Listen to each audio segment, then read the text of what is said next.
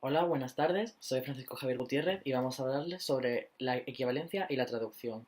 Primero de todo, ¿cómo se logra una buena traducción? Bueno, pues tal y como incluye Mary Schnell Hornby en 2002 en su obra Estudios de traducción hacia una perspectiva integradora, Etienne Dolet, un erudito francés del siglo XVI, elaboró un breve tratado de 4 páginas titulado La manière de bien traduire d'une langue en autre, cómo lograr una buena traducción de una lengua a otra, traducido, que presenta 5 ideas básicas. El traductor, para empezar, debe conocer a la perfección el mensaje del autor y el material. Segundo, debe dominar completamente la lengua original y la lengua final. Tercero, no debe traducir palabra por palabra. Y cuarto, debe evitar los latinismos y utilizar el lenguaje idiomático. Y quinto, y por último, debe esforzarse por lograr un estilo fluido, elegante, sencillo y uniforme. Más tarde, en 1790, Alexander Tyler expresó unas ideas un tanto parecidas en Easy on the Principles of Translation, en el que desarrollaba sus 3 leyes de la traducción. La primera de todas es que la traducción debería transcribir todas las ideas de la obra original. La segunda es que el estilo y la forma de escribir deberían ser similares al original. Y la tercera y última es que la traducción debería ser tan natural como la obra original. Todas estas orientaciones y principios generales surgen gracias a la necesidad de explicar qué es la traducción y qué proceso sigue la misma. Son el comienzo de un intenso debate por clasificar la traducción y el proceso de traducir. Es en estos intentos de clasificar la traducción cuando surge el concepto de equivalencia, a partir del cual se empieza a desarrollar como una especie de teoría en muchísimas escuelas en el siglo XX. Bueno, la primera pregunta que se nos viene a la mente es ¿qué es la equivalencia? La equivalencia, según Nuria Ponce Márquez, en términos generales, se considera que una unidad traducida ha alcanzado el nivel de equivalencia con respecto al segmento origen cuando lo traducido presenta el mismo valor que la unidad original en la lengua origen. Esta preocupación por la equivalencia surge a partir de la década de los 60. Tal y como dice Márquez, durante un primer periodo inicial se produjo una gran ambigüedad y confusión en torno al concepto de la palabra equivalencia. Más tarde, en la década de los 80, las ideas y conceptos empiezan a homogeneizarse.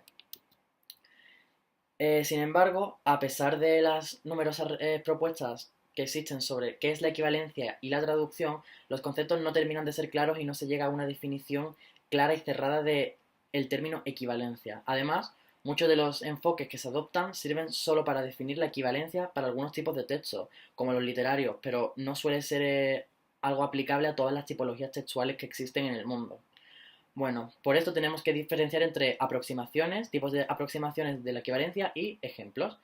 La primera de todas es la aproximación tradicional, que se relaciona un poco con el término de la fidelidad. Esta aproximación se basa en la correspondencia del léxico y las estructuras lingüísticas. Una traducción equivalente reproduce las palabras y estructuras del original sin tener en cuenta las variaciones culturales o sociales. Los máximos exponentes son Binet y Darvelnet con su obra Stylix comparé du français de l'anglais de 1958. Se trata de un estudio centrado en la traducción entre el francés y el inglés, pero intenta establecer una especie de metodología para la traducción basada en los principios teóricos de la estilística comparada, como bien dice su título. Estos autores defienden la colocación de traducción dentro de los estudios lingüísticos. La traducción forma parte de la lingüística, ya que en esta época hablamos de un estudio de lingüística, no de traducción, porque la traducción aún no era un estudio. La equivalencia de los textos descansa sobre las equivalencias de las situaciones. Es una cita sobre ellos. Y podemos ejemplificarlo con bonjour, o buenos días, o good morning, que se traduciría como en esa situación, teniendo en cuenta el contexto de las palabras. Estos mismos parten de situaciones fijas a las que les corresponden expresiones y palabras fijas, lo cual constituye un error porque, por ejemplo, en español a buenos días se suele responder hasta luego, por lo que no hay una correspondencia exacta. Las equivalencias de unidades en el plano abstracto, como los refranes, tienen correspondencia teórica, pero en la práctica no siempre es la misma expresión. Después encontramos un dilema lingüístico, que es que la lingüística da con la lingüística contrastiva. El contraste, que es una oposición entre estructuras lingüísticas, no tiene en cuenta mucho el texto. Definen la traducción como una actividad entre lenguas, es decir, pasar de una lengua A a una lengua B para expresar una misma realidad. Así hablan de una unidad de traducción, de una unidad de pensamiento, que es el segmento más pequeño del enunciado que se puede traducir, porque la cohesión de los signos es tal que no debe traducirse uno por uno. encontramos diferentes unidades de traducción según su rol. En un primer lugar tenemos las unidades de traducción funcionales, es decir, elementos que participan en la propia función gramatical. Por otra parte, tenemos las unidades de traducción semánticas, es decir, las que presentan una unidad de sentido. Tercero, tenemos las unidades de traducción dialécticas, es decir, que articulan un razonamiento. Y por último, tenemos las unidades de traducción prosódicas, es decir, en las que los elementos participan en la entonación. Las correspondencias de una unidad de traducción con las palabras de un texto se pueden clasificar en tres. Primero, la primera clasificación son las unidades simples, es decir, que tratan una sola palabra. El segundo tipo de clasificación son las unidades diluidas, es decir, que tratan varias palabras que forman una sola unidad léxica. Y por último, tenemos las unidades fraccionarias, es decir, que tratan solo una parte de la palabra, pero no la palabra entera. Por otro lado, tenemos la clasificación según los elementos que se presentan en la unidad de traducción, en la que distinguimos los grupos unificados, es decir, unidades reducidas de una sola palabra, y los agrupamientos por afinidad, en los que podemos distinguir entre locuciones de intensidad, locuciones verbales, locuciones adjetivales y adverbiales. Ahora hablaremos sobre los planos de la traducción, que pueden ser un plano léxico, un plano morfosintáctico y un plano pragmático, es decir, el mensaje.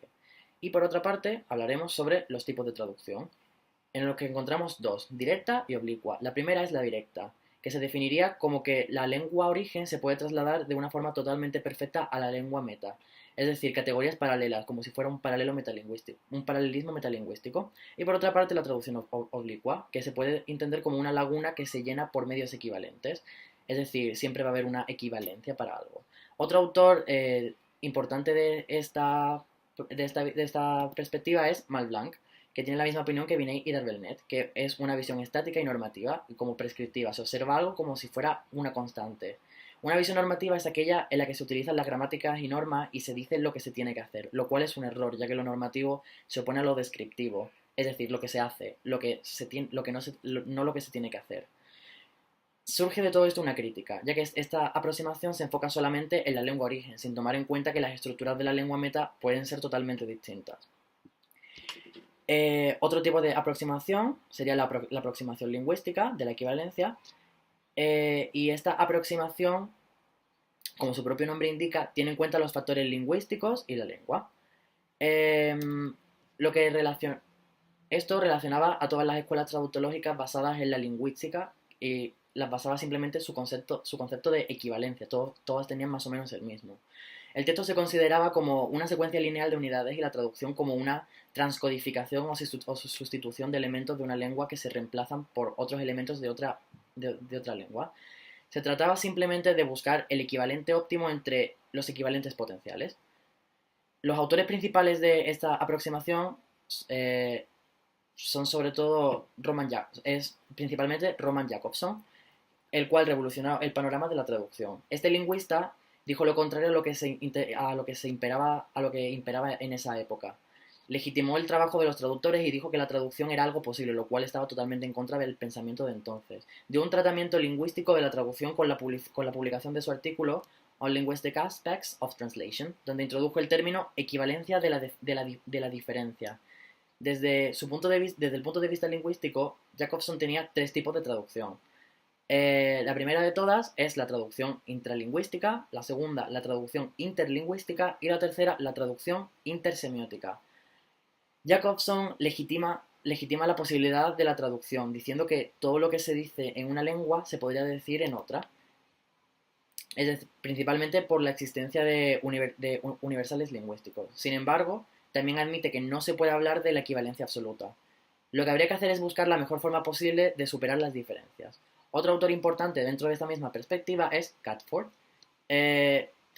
Comenzamos con la definición de traducción de Catford, que la define como una sustitución de material textual en una lengua, es decir, lengua origen, por material textual equivalente en otra lengua, es decir, la lengua meta.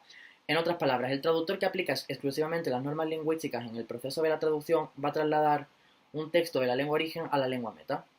Defendió el empirismo en la traducción, aunque el planteamiento sigue siendo lingüístico expresamente. Catford distinguió entre la equivalencia textual, es decir, la comparación entre textos, y la equivalencia formal, la correspondencia entre palabras o incluso entre letras. Esta última dijo que solo puede ser aproximada, es decir, ya que las lenguas son tipológicamente distintas. Otra aproximación en el mismo periodo podría ser la aproximación lingüístico-cultural de George Munin.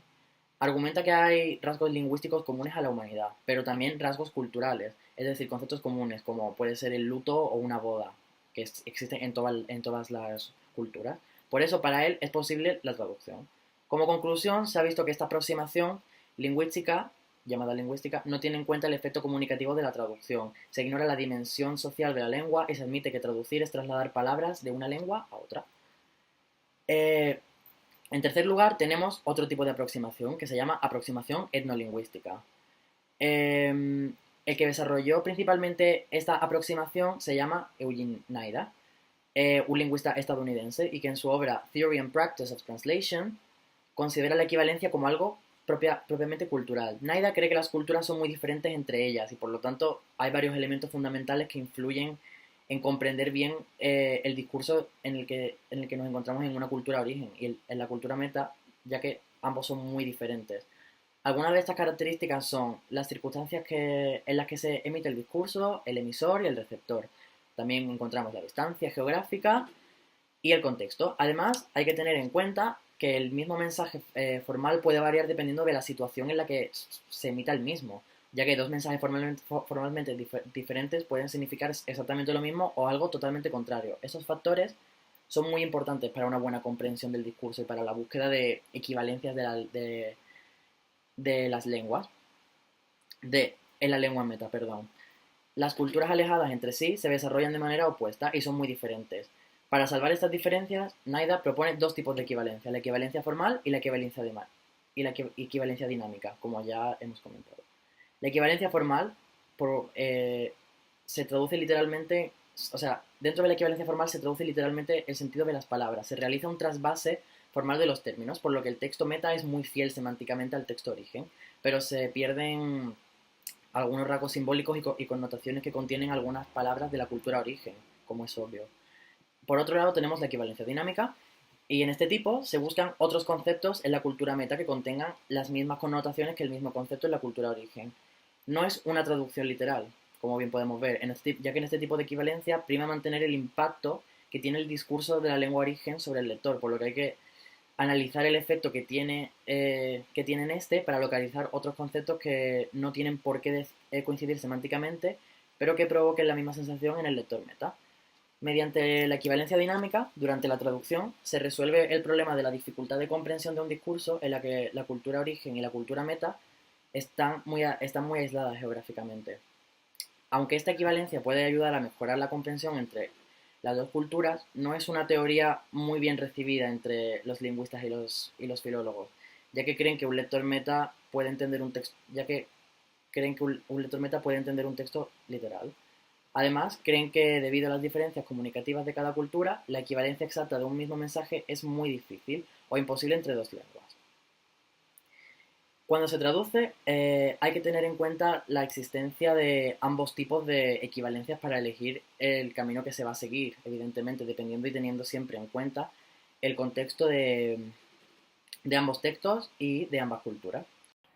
En cuarto lugar, tenemos la aproximación de tipo semantista, la cual destaca por otorgar prioridad al léxico que aparece en el texto que se va a traducir. Hace referencia a la agrupación del mismo en diferentes campos semánticos, dando así lugar a diversas tipologías textuales que engloban distintos textos concebidos para unos propósitos bien específicos.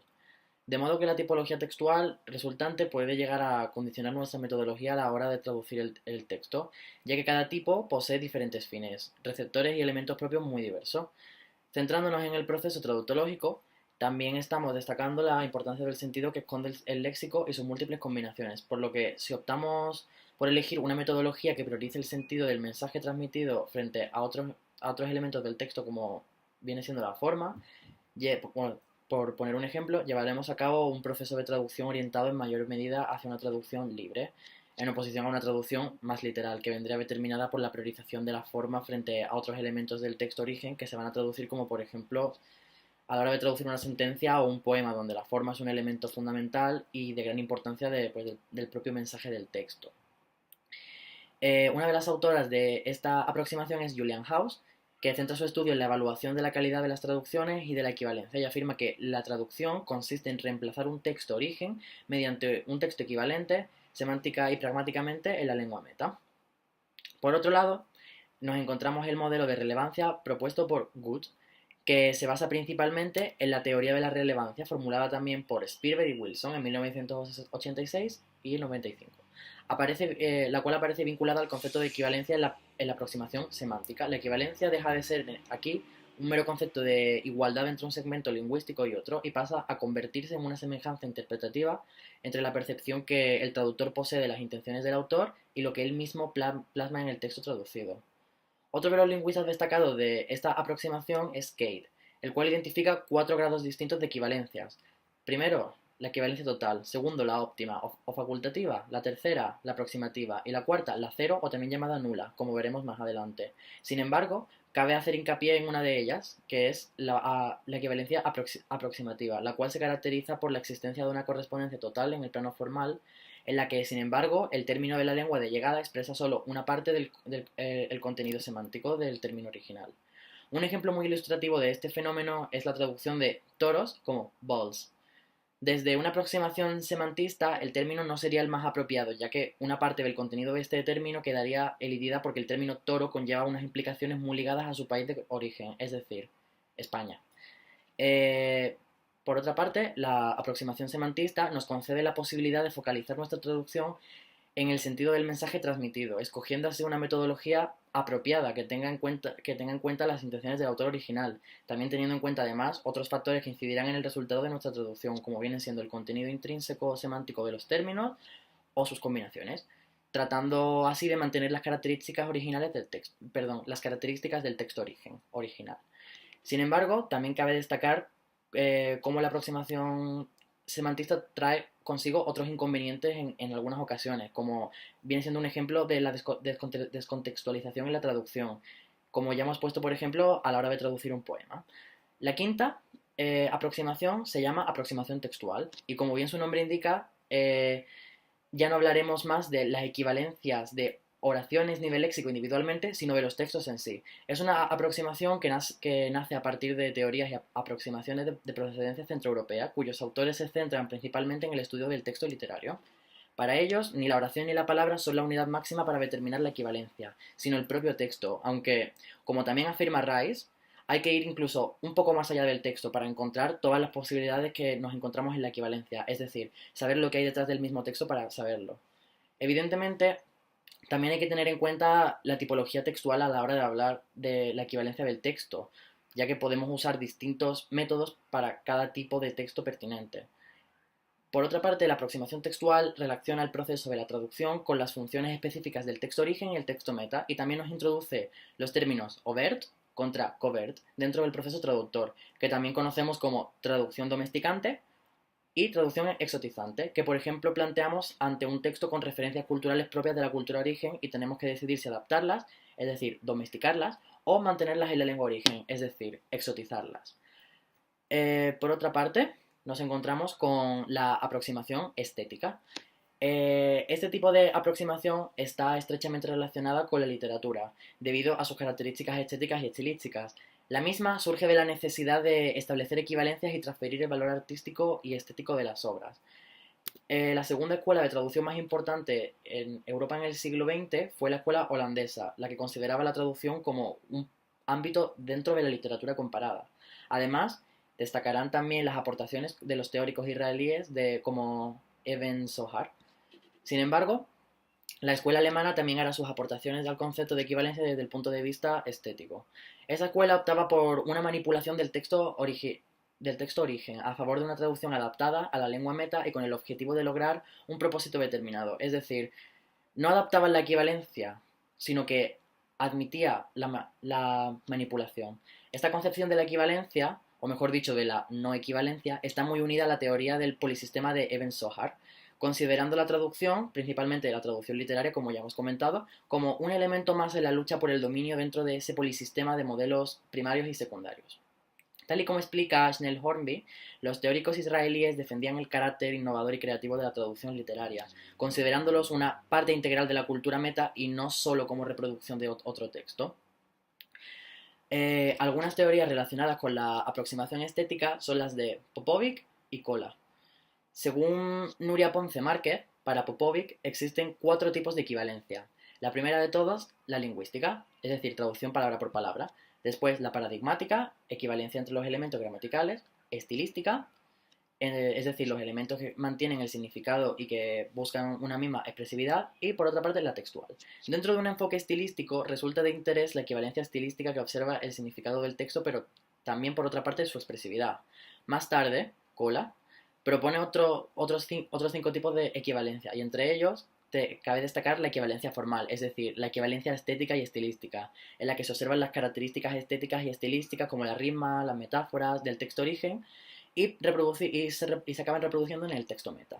Y finalmente podemos hablar de otro autor que es Newmark, que hace referencia a la diferencia entre la ciencia de la traducción y el arte de la traducción, entendiendo la segunda, es decir, el arte de la traducción, como la expresión creativa del lenguaje, en el que también encontramos metáforas, el lenguaje literario como hiperónimo y demás.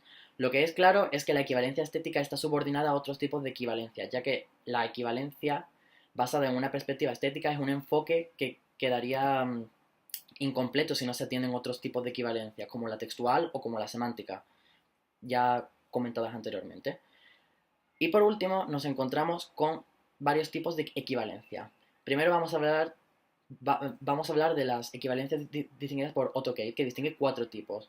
La primera de todas es la equivalencia total, es decir, la respondencia total de 1-1 tanto a nivel de expresión como a nivel de contenido. Cuando se dan tales condiciones, se aplica ocasionalmente en la práctica un mecanismo de transferencia totalmente automático, sin que sea necesario que el traductor problematice la transferencia. Uno de los ejemplos es con los títulos.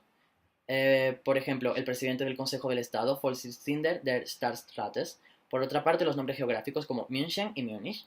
Y por otra parte, los numerales como 5. En segundo lugar, tenemos la equivalencia facultativa, que frente a una forma monosémica de una lengua original existen varios equivalentes potenciales en la lengua meta. Una correspondencia de 1-0 a nivel de la expresión y 1-1 a nivel de contenido. Cada una de ellas corresponde al original, independientemente de las relaciones existentes entre las formas correspondientes. La necesidad de la relación 1-1 de la traducción se alcanza solo en la actualización de alguna de las formas equivalentes, cuya selección se hace tendiendo al contexto y a la referencia extralingüística. Un ejemplo podría ser como el ácido acético, traducido como esixoiga y acetlisoiga.